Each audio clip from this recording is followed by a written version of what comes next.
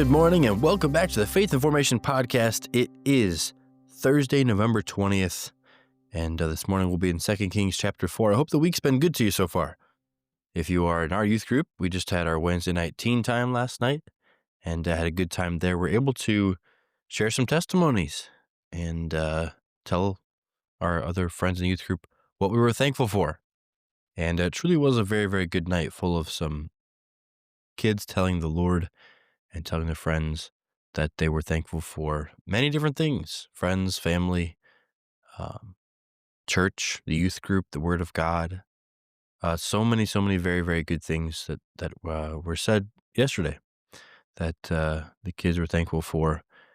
And so I encourage you, if you're listening here this morning, to take a second.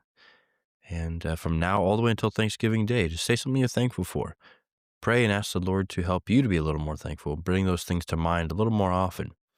And He can help you to change your perspective on how you see the things that you have. This morning, as I said, we're in 2 Kings chapter 4. And we have a lesson this morning entitled Borrowed Vessels. Borrowed Vessels. We'll get to that in just a moment. But before we do that, let's look at our memory verse for the week. Our first day for this verse comes from Jeremiah 23, verse 29. It says, "There is not my word like as a fire, saith the Lord, and like a hammer that breaketh the rock in pieces." Jeremiah 23, 29. Very, very good verse. One to keep in mind and to put to memory concerning the Word of God. All right. 2 Kings chapter 4, our lesson this morning entitled Borrowed Vessels. Verse 3 is your topic verse. We'll read that, and then we can head into our devotional. It says there in verse 3, "Then he said, Go, borrow thee vessels abroad of all thy neighbors, even empty vessels. Borrow not a few." If you read through this passage, you find a woman who's in desperate times. She doesn't have much left. She doesn't have much food in the house. She doesn't have really any money left. Her children are about to become slaves because they can't pay any kind of rent or debt off. And back in those days, that was an acceptable form of payment. And so her sons are about to become bond slaves, bond servants. And of course, she doesn't want this. And so she is desperate. And the man of God comes along and she talks to him. And he asks her, "What do you have?" And she says, "I have a little oil." And he said, "Okay, go borrow vessels." And these are big pots or what have you that she starts borrowing from the neighbors. She goes to all of her neighbors around. She borrows pots and gets a bunch of them. Maybe those clay pots or, those old sort of formed pots that they would have back in that day. And she borrows a bunch of them. And of course, many of us know the story, how she borrowed those vessels and then she was able to fill them up with that little cruse of oil. The Lord made it last and miraculously produced more, to where she filled up all of those vessels full of oil. She was able to sell it, pay off her debts, and she didn't have to lose her sons. And so a miracle, really, done by the Lord here in 2 Kings chapter 4 from borrowed vessels. But the point that I was reading about and that I wanted to bring out this morning is that it's interesting that there was enough oil to fill the vessels that she borrowed. And I think that's interesting for this reason. If she had borrowed more vessels, the oil would have been enough to fill more vessels. If she had borrowed fewer vessels, the oil would have been enough to fill those. So the miracle of the Lord, of God, the miraculous nature, the blessing that He gave was limited and inside of and contained by the amount of faith the woman had at the beginning.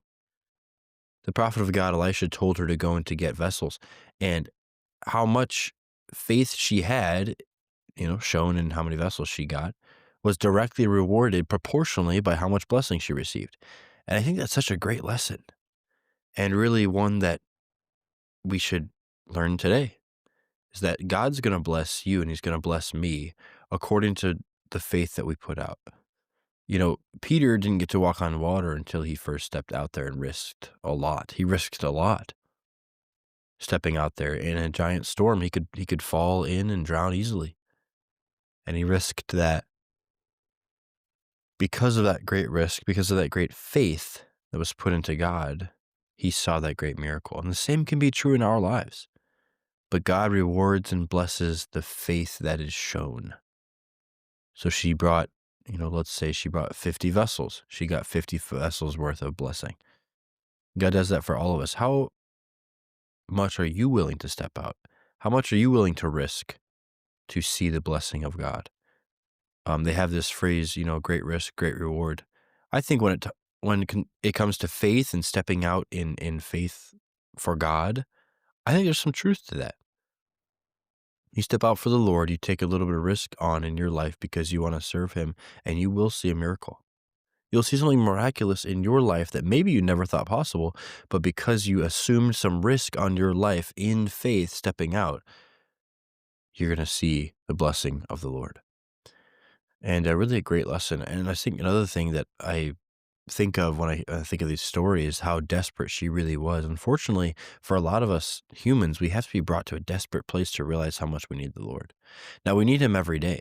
For every breath we take, for every morning that we wake up, for everything, the health that we have, the minds, the body, the uh, abilities, whatever you want to say, all of it comes from the Lord. All comes from him.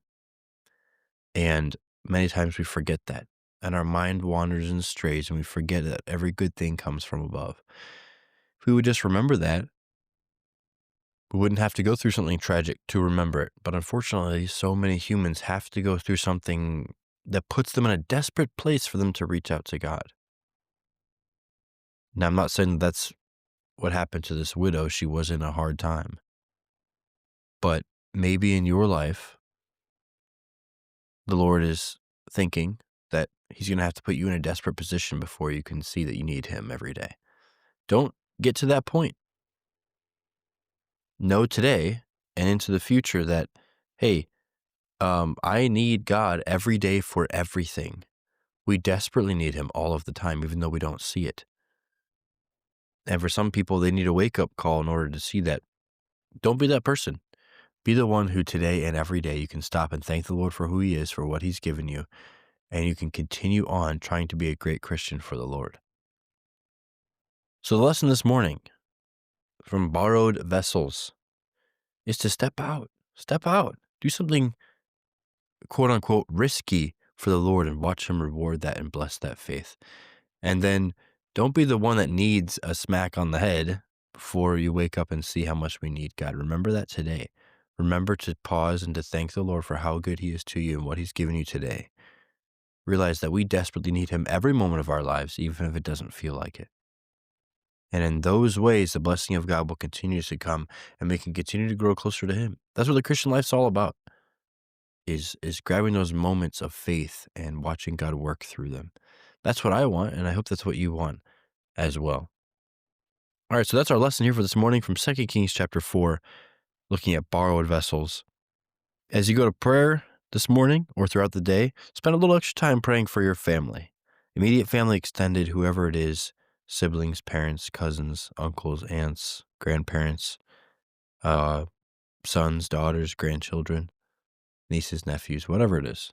Spend a little extra time praying for your family this morning. And then for our teenagers, we want to lift up Samantha in particular this morning for prayer as well. All right, thanks again for joining us here at the Faith in Formation podcast. Hope it was a blessing to you. And we're heading into the weekend, getting closer to that Thanksgiving mark. And I hope that you will take that challenge and find something to thank the Lord for every day, all the way up to Thanksgiving and even beyond. Thanks again for joining us here this morning, and I hope you have a great weekend coming up.